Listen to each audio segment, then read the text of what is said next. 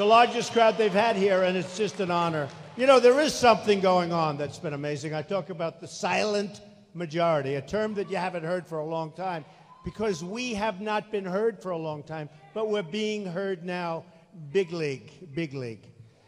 I wanted to show you something, and it's sort of interesting because you wake up, you pick up the papers, you read the papers, and you know, I've been saying the press is very dishonest, right? Not all of it. There they are. Look, always live television. I've been repeating this every time I go on. It's live television. Other guys go, there's no television. They have a couple of reporters, and that's fine. And they give a speech. They mostly read it or they use teleprompters. And that way you don't get yourself in trouble. There is something about it, right? And, you know, I say you shouldn't be allowed to use teleprompters because you have to test people's intelligence. If you need teleprompters, you know how easy it is? No, do you know how easy it is? You stand there and you read a teleprompter. I don't know, someday I'm going to be doing it, I guess, you know. But the press, and some of it's been terrific. Some of the political coverage has been very honest, honorable people, and I've met some great journalists. But some is so dishonest, a big chunk of it, 50, 60%. That's a pretty big chunk. So I wake up this morning, and New York Times. And I love the New York Times. It's great. But I see a story on the front page. I'm on the front page. I'm always on the front page of the New York Times now. We're going to set a record for that, too, like almost every day. So, do you mind if I put on my glasses? Does anybody mind? You know, the print gets smaller and smaller and smaller as they lose more and more money. It's tough. It's true. Remember how big, do you remember how big those pages used to be? Now it's supposed to be like a tabloid, you know, read it this way. But these things used to be massive. Now they're not so big. But it's still the New York Times. And we still love the New York Times. It's a different bent. Editorially, they kill us all. They don't agree with us, but that's okay. So I pick up, Trump gets earful in Spanish as Latino outlets air disdain. And I'm just saying, what does that mean? And they start off, now think of this is the front page. And, you know, especially if you come from New York, when you're in the front page, that means like a lot to me. Of the New York Times, that's a lot. So it talks about the whole thing I had with the Spanish journalist. If you call him a journalist, I don't. Actually, he's an advocate for lots of things. So they say here, this is a different person. The front page. Ricardo Sanchez, known as El Mandril, on his Spanish drive-time radio show in Los Angeles, has taken to calling Donald J. Trump El Hombre del Peliquin. In other words, the man of the toupee. Yes, I wear a toupee. And I don't. I swear to you I don't. Okay. Now it goes on, and it gets worse, by the way. It says that I was accused, Mexican immigrants, who I love. By the way, I love Mexican people. I have such a great relationship to Mexico. I hire thousands. People, the rich Mexicans, they're great people. Friends of mine, they buy my apartments. Just like I love the Chinese people. The problem, it's true, they buy my apartments. They're friends of mine. They live in Trump Tower. They live in many of my buildings. I love the Mexican people. They have tremendous spirit. So here, they have down here, and they love me. And by the way, I think I'm going to win the Mexican vote because I'm going to bring, and the Hispanic vote generally. Thousands and thousands of people have worked for me over the years, Hispanics, because I'm going to bring jobs back from China, and I'm going to bring jobs back from Japan, and all of these people. So now, no, it gets worse. Don't worry. Trump, who has dismissed some Mexican immigrants, listen to this, as rapists and criminals, or simply put, as Hitler. Do you believe? Now, the Hitler one I've never heard until this morning when I woke up. I'm not a fan of Hitler. So now they just added the rapist. Now they've just added Hitler into it.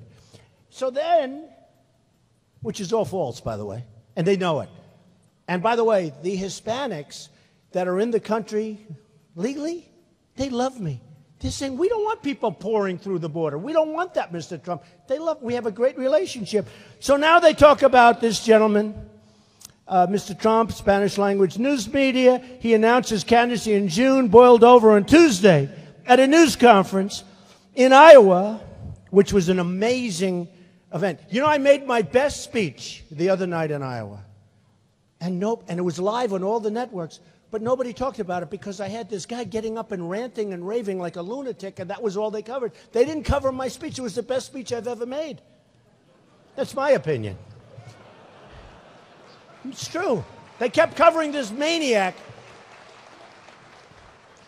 In Iowa, when the candidate, that's me, erupted, when I erupted, I never erupted. He erupted.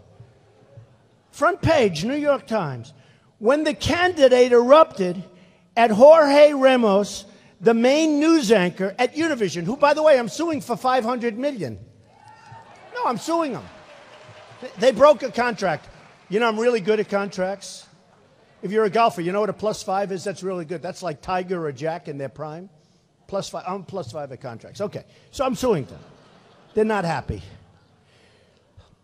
When he tried to ask a question without being called on. So they have me erupting. All I was doing is standing there saying, no, no, no, because CBS was asking a question at the time. The room was packed. It was absolutely packed. It was packed with reporters, and it was a news conference. So I'm standing there, and I'm saying, okay, go ahead, go ahead. Then all of a sudden, this guy gets up, starts screaming at the top of his lungs, and it was unfair to the other reporters, and most of them have reported that. And I said, listen, you're going to have to stop, because I haven't called on you yet. And he wouldn't stop, and it wasn't questions. He was making statements. You all saw it. The problem is the media doesn't cover it that way.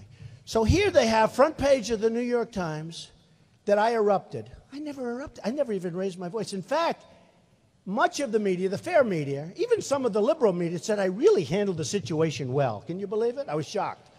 Shocked. So, but now I'm on the front page of the New York Times saying, number one, I wear a toupee, and number two, I erupted at this guy, and number three, they said Hitler. I don't like that. Okay? So the news media, here, you can have it. Anybody want? By the way, there's more in there, but I don't want to report it. I'm just showing the stuff in the front page. I don't have to go back to page 11. That's really bad. So it's an amazing thing what happens with the news, with the media. And again, some is really good and some is really accurate, and a lot of it's not, and it's too bad. But we have a country that's in serious trouble. We don't have victories anymore. We used to have victories. And, you know, one of the things that I've been most honored about is when I ran and when I decided to run. Nobody thought I was going to run. They said, he's got this great life. He's built this great company. Now, a lot of people said I wouldn't run because I'd never report my financials because people thought that I was richer than I might have been. But then I reported, and they said, actually, he's much, much richer than we ever thought. Can you believe it? They didn't know I wanted to report my financials. I might have reported them if I didn't run. I might have been the only person in history that reports his financials and says, I'm not running, but I'm reporting. Because I like it. I'm proud of the company. I built this incredible company. But you remember? Do you remember they said very strongly, they said, he'll never run. The talking heads. You know, they get paid like $500,000 a year. A lot of these guys on Fox, on CNN, talking heads. They're not very smart guys. They think they're smart, but they're not. And I won't mention names because some are actually coming around. I'm not going to mention names. You know, I've insulted some of them so badly, there's no way they can ever come to my side. The things I've said about certain of them, but a couple of them have come like full circle. They think it's a phenomenon. One of them, the people who was killing me, yesterday was saying, Donald Trump is a phenomenon. I almost fell off my chair when I heard this. Because what we've done has been amazing. And it's not me. There's a movement going on. This is not like a normal, you know, when you see Bush at 300 people and they're happy, and we have 1,700 or 1,800 people, and it's just such, there's something happening. There's something happening.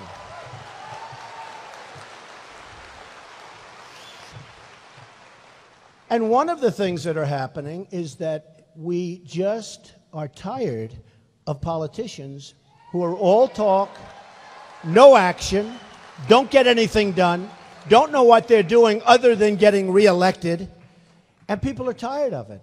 They're tired of low-energy people. You know, I don't know if you saw, in the same day, Hillary, who I think has got very big problems, by the way, Very big problems. I think she's got bigger problems than whether or not she's going to run, but we'll find out. We'll find out. But Hillary and Jeb, I can't call him Bush. He doesn't use his last name. Did you ever see a sign that says Jeb Bush or Bush? Now, there's a reason he doesn't use his last name, because it's not going to work too well. Because we had a lot of problems with that last name. We had a lot of problems. But in the same day, they said, his tone is not nice. His tone. You know, I view it as energy. There's no energy on the other side. We need tone. We need tough tone. We need it. I mean, you know, I use this analogy. They said, I don't like his tone. And I said to myself, you know, I just turned on, and ISIS was chopping off the heads of 3 Christians, taking their heads off. They were dunking them. You saw that with the cages where they dunk them in the ocean and drown them. And they're talking about my tone. We need tough tone. We're not going to have a country anymore. We're not going to have a country.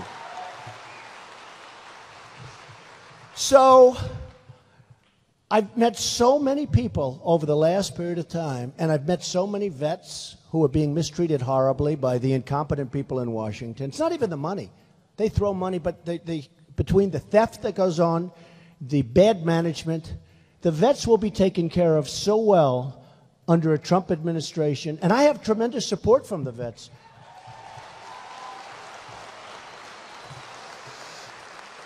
They actually did a poll where it was Donald Trump to the vets, Donald Trump against a very well-known senator. Who do you like better? I blew him away. I blew him away. And the reason is, for many, many years, these people, they're in Washington, and they talk and talk and talk, and nothing happens. Do you know, 2 weeks ago on Wednesday, the vets had the longest wait in the history of the Veterans Administration, meaning in a waiting room. I go to a doctor, if I have to wait like 12 seconds, I even say, come to my apartment. Can you do that? You know, I try and get away with that. You know, remember the old days where they'd actually go to your house? With my mother. If you weren't feeling well, doctor, could you come over? He'd come with a little satchel, right? You remember? We don't have that anymore. But, you know, if I had to wait like 10 seconds, I'd go nuts. These people are waiting 5 and 6 days just to see the doctor. They had one instance where he waited 5 days.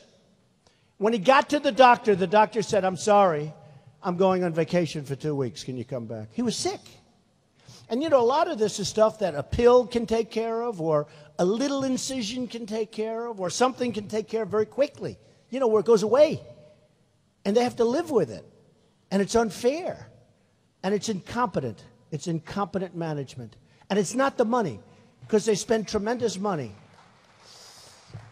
They spend tremendous money, but it's incompetent people running it.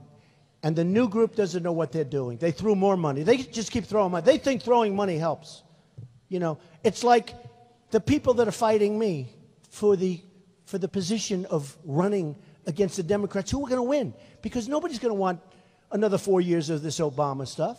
Nobody. I think we're going to win. I know I'm going to win. I know I'm going to win. But it's like Jeb Bush, and I keep using him because I used to think he was like the guy that you had to beat. But he's like mired down. He's going down fast. I don't even know who's second. You know, a poll came out today. Actually, Dr. Carson's second. He's a nice guy. I can't hit him. He's been so nice to me. It's true. I cannot hit him. And Ted Cruz, Senator Cruz, has been so nice to me. I can't hit him.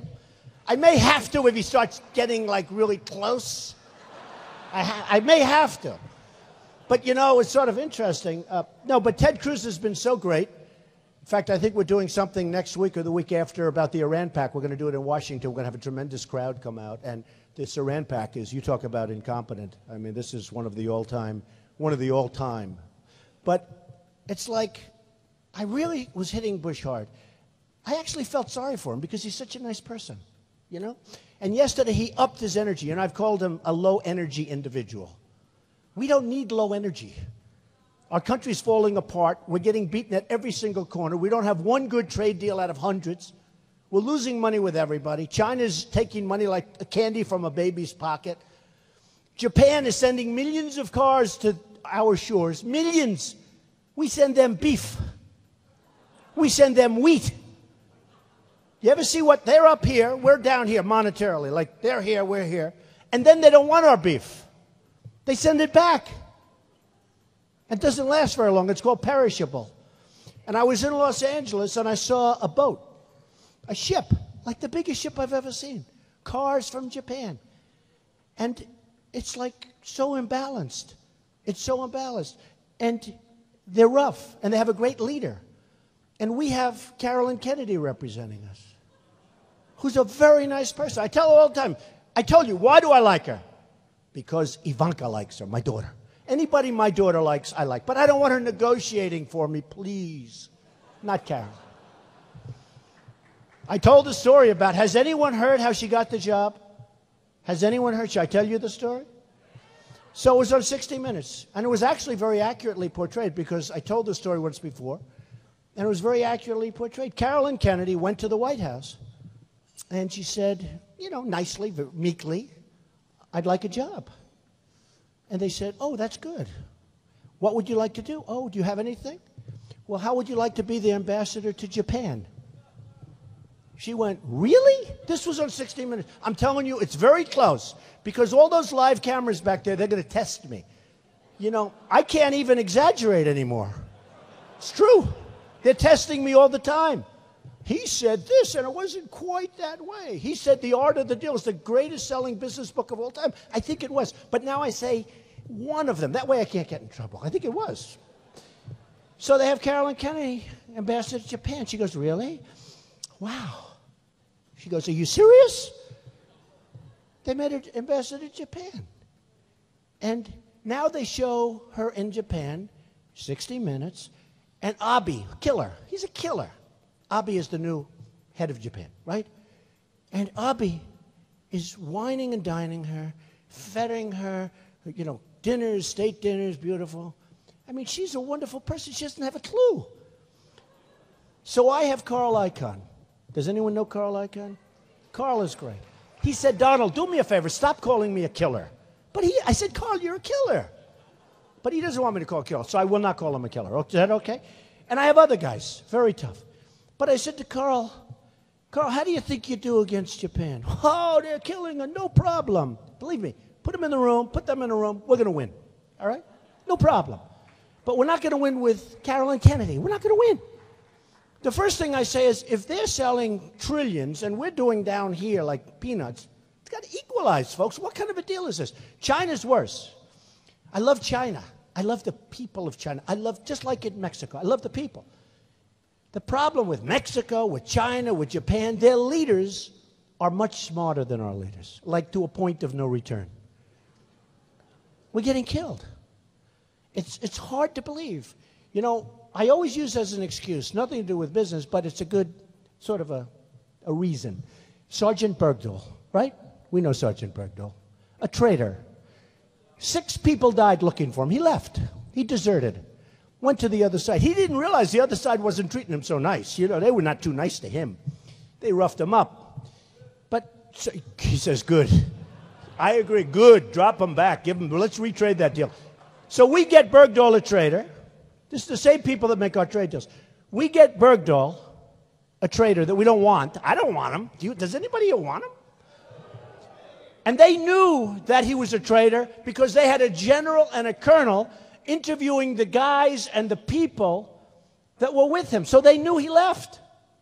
It wasn't like, oh, they found out later. They knew before the deal was made. So we get a traitor named Bergdahl. 6 people died trying to find him. We get him. They get 5 killers that they've wanted for 10 years.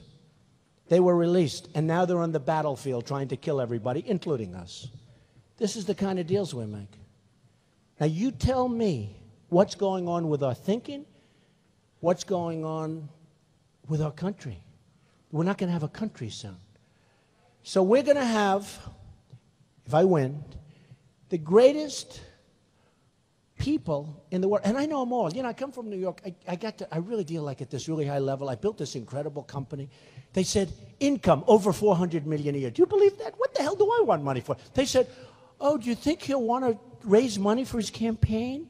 What the hell do I need money for? It's ridiculous. I never thought I was going to make this kind of money. No, I never thought I was going to make. No, it's true. They have a line called income, and I think it says between like $350 and $600 million a year. I said, well, that's a lot of money. I didn't even know I made that much money. That's a lot of money. I said to my accountant people, they said, yeah, you do really well, Mr. Trump. But you know, when I see these guys raising money, and I was the king. Nobody was better than me. Don't forget, when I'm sort of an outsider now because I ran, because I'm not supposed to be running. It's supposed to be these politicians. They run professionally. They're professional runners. They run.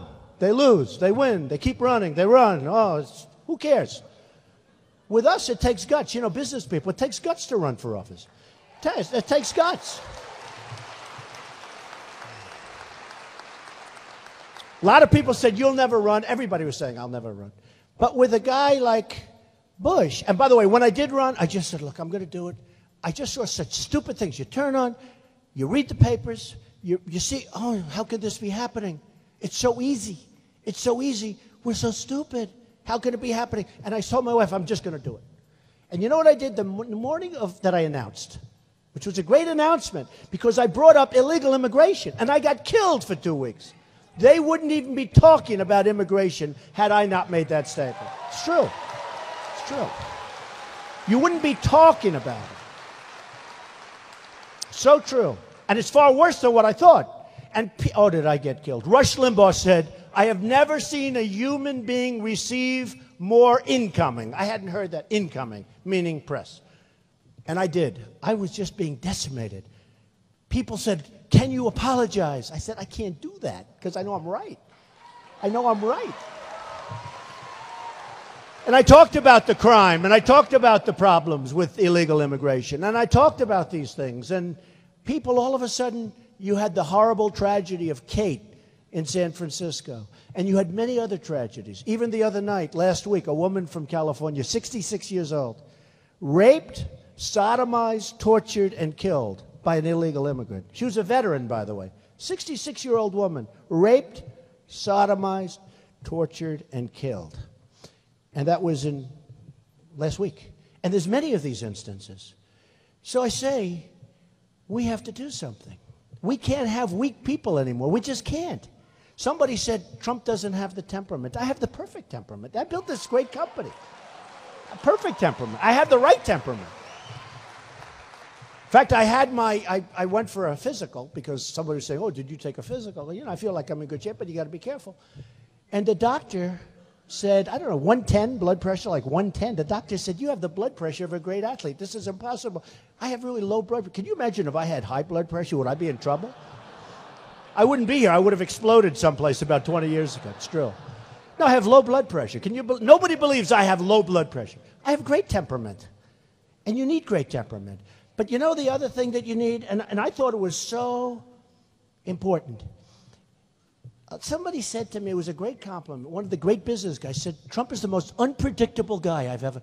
That's what we need. We need some unpredictability. We really do. And this business guy, who's a tough cookie, he said it as a compliment. He said, he's so unpredictable, we never know which way to go. We need unpredictability. We're so predictable. We're like bad checker players, and we're playing against Putin, who I would get along with great. I would get along with Putin. You see, we're sending planes over. We're sending boats over. Why isn't Germany helping? Why aren't the European countries? You know, we're talking about the Ukraine. I feel very strongly about the Ukraine. It's great. But why do we have to be in the lead all the time? So we got that. We're fighting. They're showing these gorgeous brand new F-22s. That's the newest and the best. They're going over for a potential conflict with Ukraine. But where are the Europeans? Why are we always doing it? I love Ukraine. I love Ukraine. But why do we always have to be late? Now, we have in North Korea, the guy's acting up again. You know, every 6, 7 months he starts to act up. Okay? Now, 2 weeks ago, I ordered 4,000 television sets. They all come from South Korea. They're making a fortune. I don't know if anybody here, does anybody make television sets? I swear, pay more money. They don't even make them in the United States anyway. Does anybody make television sets? You know what I mean. Samsung, LG, all of them. They all come from South Korea. I paid a fortune. They gave me a pretty good price, actually. Got the nice one, you know, with a nice round screen, beautiful. $4,000, that's a big order for a big job. And so I ordered all these televisions, and I said, boy, I paid a lot of money. And then you look at the balance between the United States and South Korea. They're killing us. China, you see the deficit that we have with China? I mean, if you had a business that lost money every year, you'd close it, right? You'd do something. We have a deficit with China. I won't even say the number. It's so ridiculous. It's massive. We have rebuilt China. And again, I have the largest bank in the world as my tenant from China. And they just renewed their lease. I said, are you sure you want to renew your lease in my building? Oh, we love you, Mr. Trump. They love me because they're smart. They know I'm telling the truth. They actually just renewed their lease for 10 years. But the largest in the world. So large, they consider Citibank a small subsidiary. I said, how does Citibank compare? They look at me like, Citibank? That's like nothing. These are massive, massive, powerful banks. And they can't believe they're getting away with what they're getting away with. They just can't believe it. So we can straighten this out. We need great business minds. There are minds in this room that could do a fantastic job. A fantastic job. But when you look at what China has done, and I said it the other day, and I thought it was very good, the greatest theft in the history of the United States and perhaps the world. That's the money that China has taken from the United States and rebuilt itself. Greatest theft, think of it. That's a pretty big statement, right? Greatest theft in the history of the United States, perhaps the world. Now, that's not only the money, that's the money and the jobs and everything else. So again, I respect China. Great respect. In fact, the Chinese leader is coming over here next week. We'll give him a great dinner. We'll celebrate him. You don't do that to people that are, you just, let's have lunch. You don't need these big state dinners. You don't need them. They probably leave and they say, what a bunch of dopes. Can you believe the way they try? Look. So, again, whether it's Japan or Mexico or China, I love them. I just wish our leaders were smart. I know the greatest negotiators in the world. Some are overrated that you heard of. Some are underrated. Some you never heard of. I know the best. Like Carl Icahn's one of the best. If I put Carl in charge of Japan, Carl, handle Japan trade deals. It's over. Just walk away. Let them on the run. Oh, forget it. They even know that they don't have a chance, okay? It's over. And if I put another person, you understand, okay? Not Carolyn Kennedy. I love her. Not Carolyn. I said at one of the groups, I said, you know, the people I'm talking about are not nice people. They're vicious, horrible, miserable human beings. But they're the greatest negotiators in the world. And I said to the audience, do you care? And they gave me a standing ovation. They said, we love them. I said, you'll never have dinner with them? They think horribly of you? These are terrible people in many cases. In about 2% of the cases, they're actually nice people. But who cares? I want our great negotiators negotiating our deals. I don't want these nice people that got there because they gave political contributions. It's true.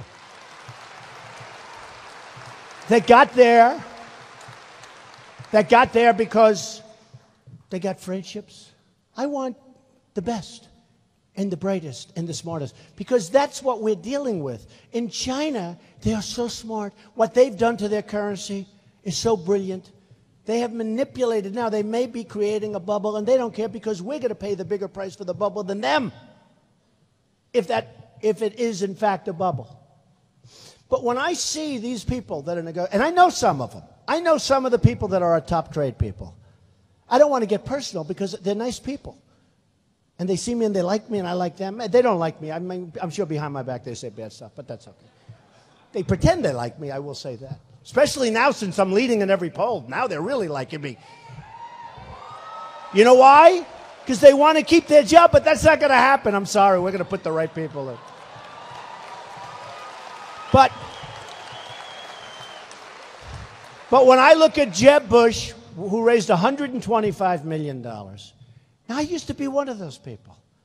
He raised 125. Hillary raised 60. But people are really afraid of Jeb now because these are people, you know, there was an article that Jeb's funding is drying up. His paper. No, it's drying up. You know why?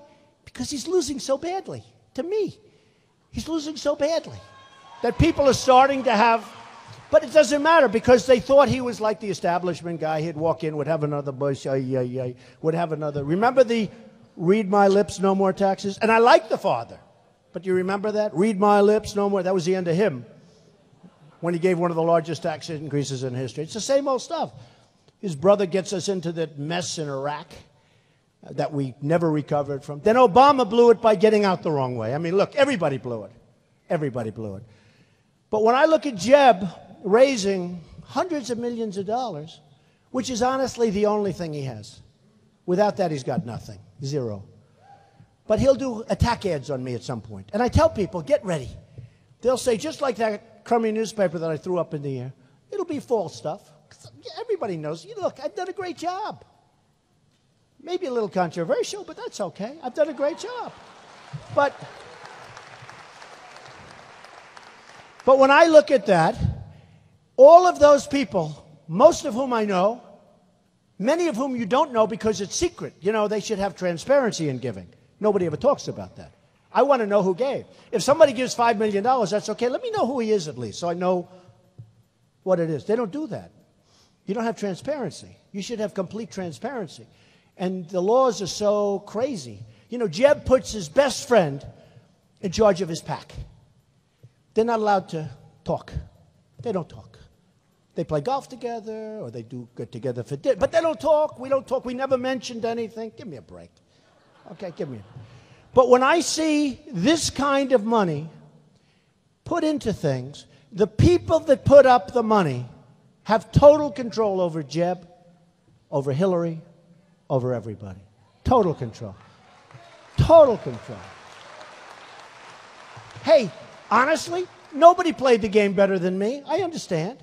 I was the king. Nobody played it better than me, and it's not necessarily a good system for our country.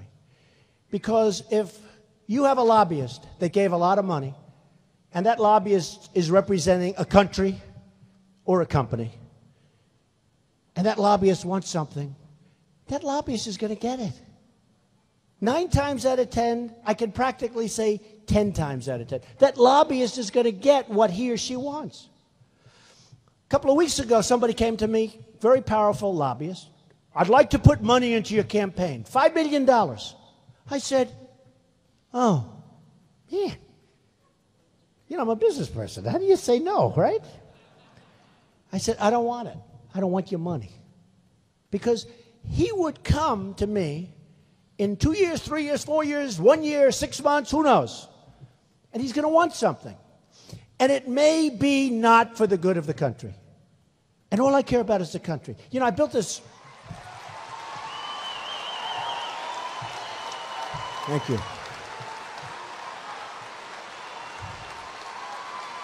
Thank you.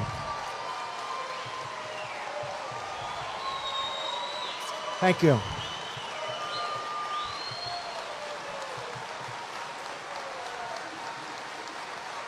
Thank you.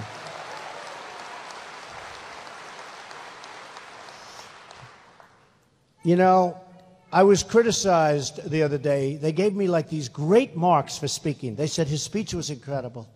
But the one flaw is that he speaks through his applause. In other words, when people get up, so that's why I waited a little while. I'm trying to, but no, it's true. But they say his one flaw, his speaking, but they like the way I use my hands. Can you believe it? I don't know. No, it's true. They say, oh, he uses his hands so well. I say, really? Okay. But the one flaw, they said, is he speaks through his applause.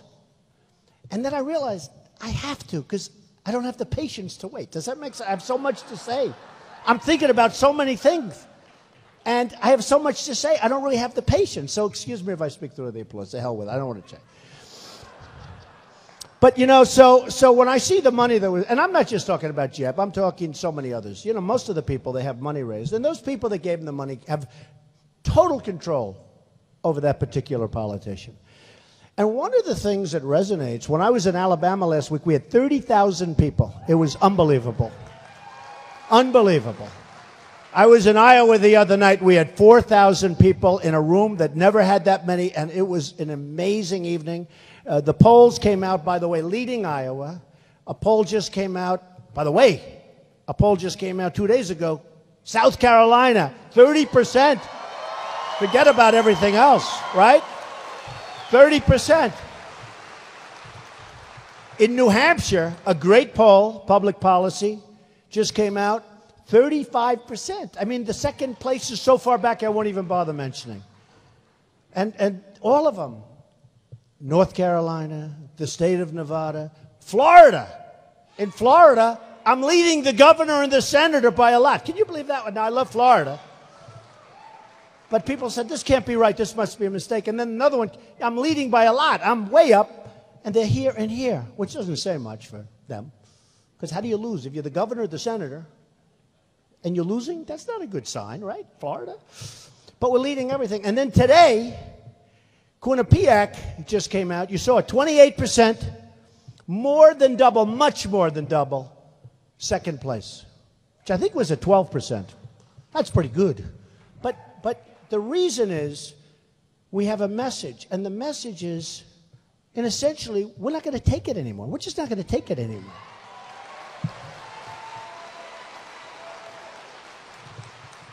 So, a couple of weeks ago, we came out with our immigration plan. And it's honestly been met with, I know you've heard, very controversial and all, but generally speaking, it's been met with tremendous applause. People are tired of what's happening. And part of the plan is a wall. And I was criticized. You can't build a wall. How can you? You're right. She's obviously in the building real estate business, right? Stand up. Are you in the real estate business? And you know what I'm doing. Can Trump build a wall? And it's going to be so beautiful. Because someday when I'm no longer around, they'll call it the Trump wall. It's got to be the greatest wall. Got to be the greatest. Thank you. Thank you, darling. So, I heard so much about you can't build a wall. So here's the story. The wall that they have now is like this. Did you ever see it where they're doing like, they buy a ladder at Home Depot, they're over the wall. This is not the kind of wall. Not that kind. I'm probably talking about 50 or 60-foot precast panels, bing. People aren't getting over my wall. And they're not going under it. Then they say, oh, they'll go under. Well, you can't, because with X-ray equipment, you can't go under it. You see it right away. All right? But people don't go over my wall. You can go solid. You ever see plank that's laid like for highways where they cross highways? It's concrete plank. It's precast. I'm so good at this. That's actually the thing I'm best at. Hey, isn't that good to have a president that's really good at construction when we have to build our country, rebuild it, our infrastructure? We have our highways are crumbling, our bridges are crumbling, our airports are third world. I went to Dubai. They have an airport, the most beautiful thing I've ever seen. Most beautiful. I went to Qatar. They have an airport, most beautiful I've ever seen. In fact, one of the top people in Qatar was showing me the airport. Oh, Mr. Trump, and then we have this, then we have that. And I'm going like, I'm thinking about LaGuardia. Oh, yeah. They have terrazzo floors, no marble. They have terrazzo floors. And when it breaks, it's 40 years old. When it breaks, they use asphalt, black asphalt on a white floor. Fill it up with asphalt. And this is in the terminal. So, I'm used to that. So this guy's showing me, a wonderful guy, showing me the airport in Qatar, which they say Qatar. I've always said Qatar, so what the hell. I don't care if I mispronounce it, doesn't matter. I've always said Qatar. So we're in Qatar, and he's showing me this gorgeous airport, most beautiful thing I've ever seen. I said, this is the most beautiful airport I've ever seen. He goes, no, Mr. Trump, no. This is just temporary. The new airport is being, and I look at the crane, there's like 70 cranes on the other side, 2 miles away. I say, what is that? That's our new terminal, Mr. Trump. This gets knocked down after that's complete. They knocked it down. And it was beautiful. And this is what we have. We have third world. Go to LAX, LaGuardia, Kennedy, Newark, any of them. We're like third world. And they're building things in Japan and in China. You've never seen anything like that. Parts of the Middle East that haven't blown up yet, by the way. Those parts that haven't blown up. So we have a chance to be truly great again. Truly great again. Truly great. I don't mean a little bit. Truly great again. We have a chance to be as good as ever, if not better, believe it or not. We have to take care of our people. We have to build up our military stronger than ever before so we don't have to use it. So we don't have to use it. I don't want to use it.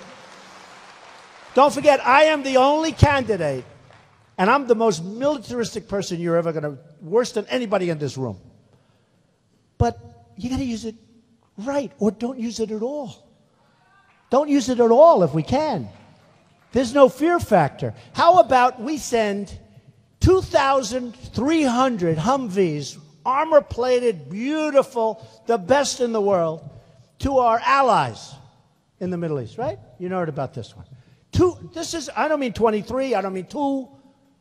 I mean 2,300. The most expensive. You know, they were being blown up, and our boys and ladies are losing their legs and their arms because they didn't have the armor and all of that, right? Terrible. Now we make them incredibly. They can take tremendous damage, and you'll be okay. And we send 2,300 to our allies. One big group. One shot's fired. Everybody gets out, they run away. Our enemy now owns all of them, has all of them. 2,300. Think of how many that. I said, how do you get them over there? Because when they said that, 2,000, I thought they were like, you got to be kidding. And I actually thought, you mean 23. No, 2,300 Humvees, the best in the world. And we don't have them. We have the ones that are without the armor because ours are old. These are the best. Our enemy has them. Our enemies have lots of our weapons. Because when we give them to the Allies, as soon as 3.5 bullets go off, they run away. And they drop everything. And they take their uniforms off and they do it. No, I'm just here. I love you very much. Okay? Because we're stupid. Because we're stupid. And that stuff isn't going to happen anymore. Not going to happen anymore. You know, everybody said, CNN actually did a poll. And the poll it was a wonderful poll. Well, believe me, I wouldn't be talking about it. But it was a wonderful poll, had me leading. But more importantly, in the background, they had these different categories. Who's best on leadership? Trump by far. Who's best on finance and economics? It was like 5 times, so much better than they were in the dust. I don't mean like a little bit better. I don't mean 2 or 3 times better. I mean much better. And who's better on the only thing I did badly on was, is he a nice person? And people said, no, he's not. I was last in terms of niceness. But I think I'm the nicest of all. I just don't want to be taken advantage of. Does that make sense? That was my only weak thing. And a woman came up to me, and she had seen the poll. And she said, Mr. Trump, I just heard your speech. I love what you said. But you know what? I don't know if you're nice enough to be president. And I said, number one, I really think I'm a nice person. I help people. I love to help people. But I really think that this is going to be an election that's not based on niceness. It's going to be based on competence and smartness and toughness, because we're tired of the nice. We don't need the nice. We need the competent. And we're going to have such a competent, brilliant presidency if I win. And I think we're going to have a really good chance. You know, when people were talking about the polls today, some of the people were like sort of surprised.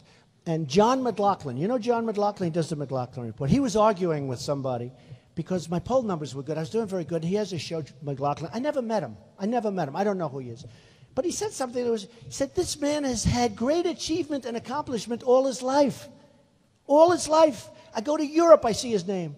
I go all over the city, I see his name. I see buildings, I see other things he does. He's a man of great achievement. Why wouldn't he do well? And I thought it was very nice. I wrote him a letter. I said, thank you very much. Thank you very much. One of the things that I'm most proud of is that a few of the people that I'm running against really, really hit me hard. One was Governor Perry. And he went from 5% to nothing. He went to nothing. And he would make speeches about me. What a bad guy. I mean, he used horrible terms. He used the word cancer. He used horrible terms. I said, I'm not a bad person. But he was trying. You know, he was down pretty low, and he wanted to get up, and I understand. But he went down. Another one was Senator Lindsey Graham. Has anyone ever heard of Lindsey Graham? This guy. I mean, he's out of control. I mean, he's real. So a poll came out the other day. He was at 0. 0. Even Pataki was higher. Pataki was at 0 with an arrow up. That means he got 1. But Lindsey Graham actually had 0. And the other day, when the poll came out where I had 30, he had 4. And I wrote him a note. I said, thank you and congratulations on 4, even though it is his home state. You know, this was in his home state. I'm not talking about national. Nationally, he still got 0. But in his home state, he had 4, the one that came out 2 days ago. And I had a lot. I had 30. So I congratulated him on getting 4 and on the fact that I was only up on him by 26 points. That's a lot, right? But no, the level of viciousness from him, and I don't understand it because he called me 3 or 4 years ago. He wanted my help. He wanted money. He wanted everything. Oh, he'd be so easy. If I wanted to, if I cared, he'd be so easy. He'd be so easy. You're right. So I am telling you that there is a sense of spirit that I'm seeing in this country that's unbelievable. The people that I've met are incredible, whether it's New Hampshire or Iowa or South Carolina or California or New York, and people that one of the beautiful things on this poll, and they're shocked, they said he does great with the Tea Party. A lot of people, I love the Tea Party. I love the Tea Party. These are great people. They're great people. But he does great with the Tea Party, but he also does great with the moderates and the young and the old and the rich and the poor. He does great with everything. I even did great with the Democrats. Can you believe it? I did great with the Democrats. Because I have really an expression that's so important, and we've used it over and over again, and I actually went out and copyrighted it because people were using it that I'm running against. A couple of the people saw me make a speech. I got this huge standing ovation after I used this term, right? And I said, you know what? I have great lawyers. And I had this guy going, I got it copyrighted. Can you believe it? And the term is Make America Great Again. I got it copyrighted. Because they saw the response, and how simple is it? And it just shows about a politician. They can't even come up with their own terms. They have to copy you, right? There are other good terms I could come up with. But I just don't think it says, anything says it better than that. You know, I use an expression, the American dream. You know the American dream, right? The American dream is dead, but I'm going to make it bigger and better and stronger than ever before. I am going to do that. The American dream is in very, very big trouble, but I am going to make it bigger and better and stronger than ever before. And our military is going to be great. And the Iran deal, these people, we are going to make this company, we are going to make this, what? We are going to make this country so strong and so powerful and so wonderful, and you're going to be so proud of it. And you know, like the people that fought me, they seem to be gone. Well, when countries fight us without fighting, we're going to beat them. We're going to beat them at trade.